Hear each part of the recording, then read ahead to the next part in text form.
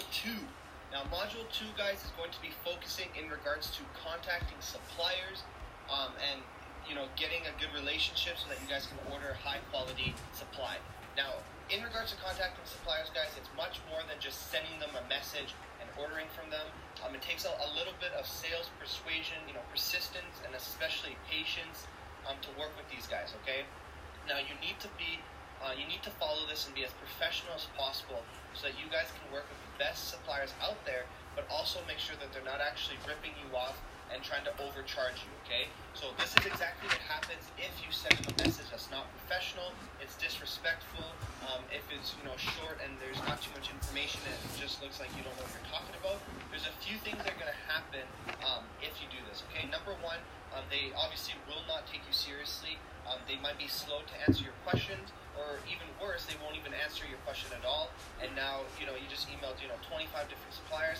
You might only get a handful of suppliers to reply because they can tell that you're not serious, okay? Now, remember, guys, these suppliers are getting thousands, if not hundreds, maybe even thousands of replies every single day from different Amazon sellers and different people around the world. So they don't have time to reply to every single person. So it comes down to, who is the most professional, who's the most serious, and who is most likely going to purchase, and then they move forward with that conversation, okay?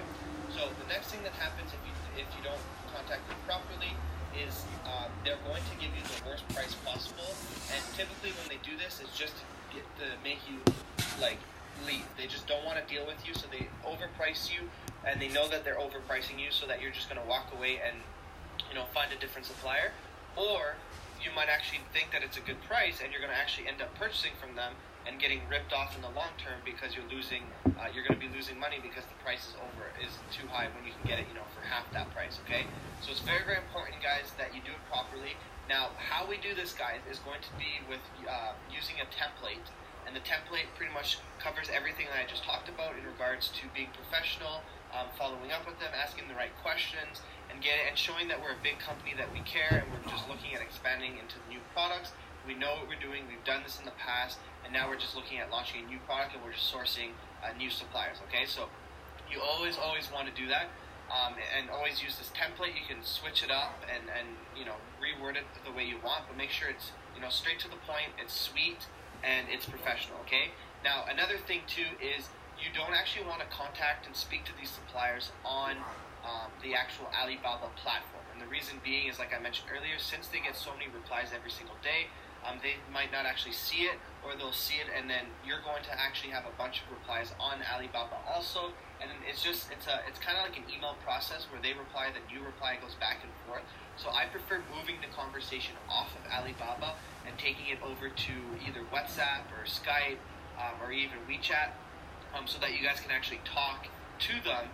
And it's more of like a text message where you go back and forth, and now you get answers, and you don't have to wait 2-3 hours for them to reply like an email on Alibaba, okay? So I always recommend doing that. It is 100% safe, guys. You're not doing any business outside of Alibaba. You're just talking, negotiating, figuring out everything.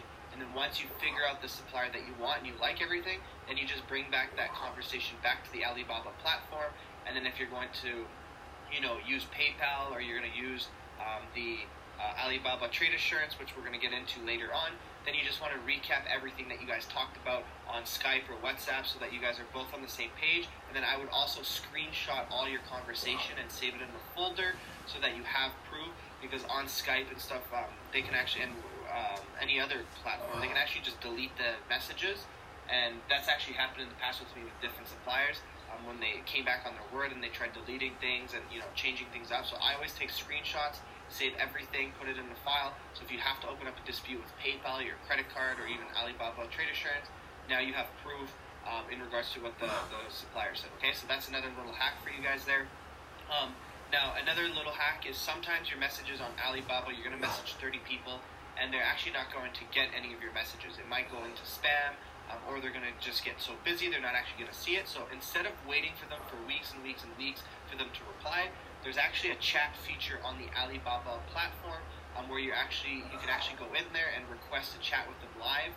So in your messages, where you go to send a message, you're going to see you can click chat with supplier, and you're just going to click chat with supplier, and then you're going to open up the conversation again, say, hey, I'm interested in this product.